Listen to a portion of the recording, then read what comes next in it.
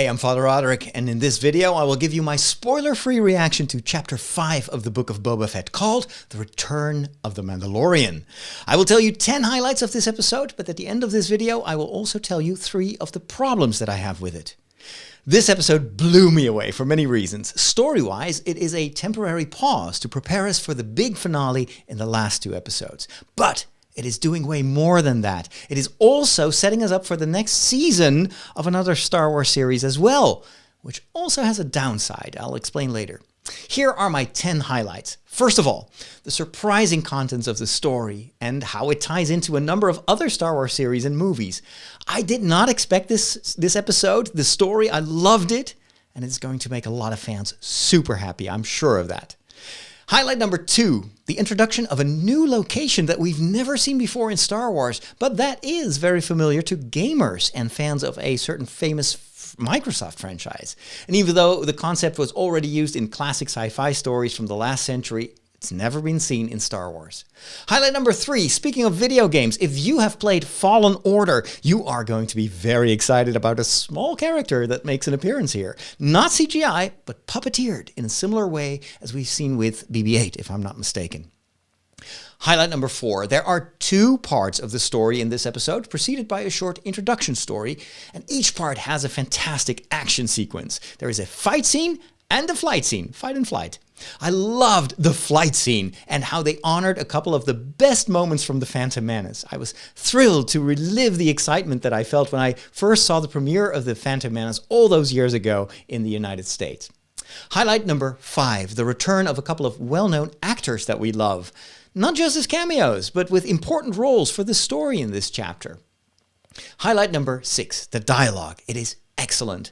There's quite a bit of exposition and one flashback scene that is super important for us to understand the gravity of an event that happened in the past, and also will be very important for a series that is still to come. But despite all this exposition, it never gets boring. The second part of the story also comes with great flowing dialogue that feels very natural, very well directed, very funny also.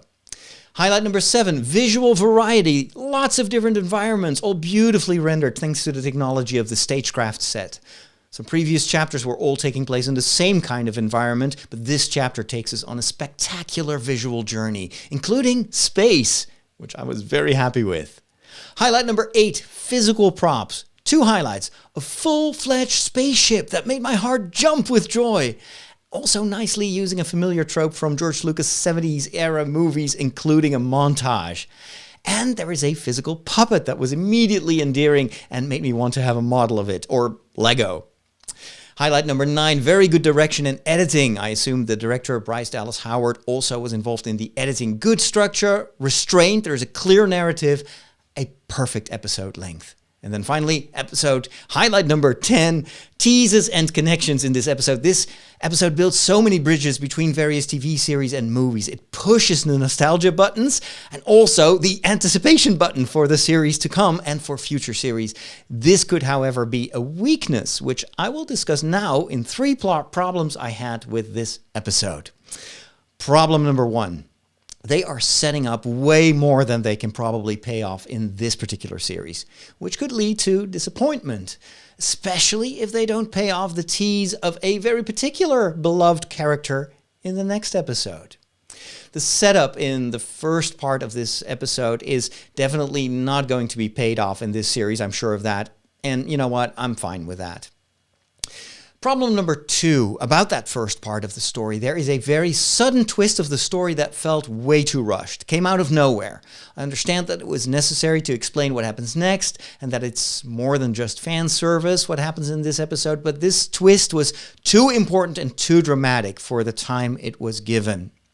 And then problem number 3, the very different story that they are telling in this episode, even though in itself is great, but it does completely stop the story of the Book of Boba Fett, and it felt almost like something from another series altogether. However, in TV, this is not uncommon. It is a backstory, it's an excursion to add variety to the series, but in such a short series, it seemed like an awful lot of time to spend on one side story. I rate this episode a 9 out of 10. How would you rate this episode? What did you think? Let me know in the comments, and I hope you keep enjoying my videos. I will see you soon. May the Force be with you.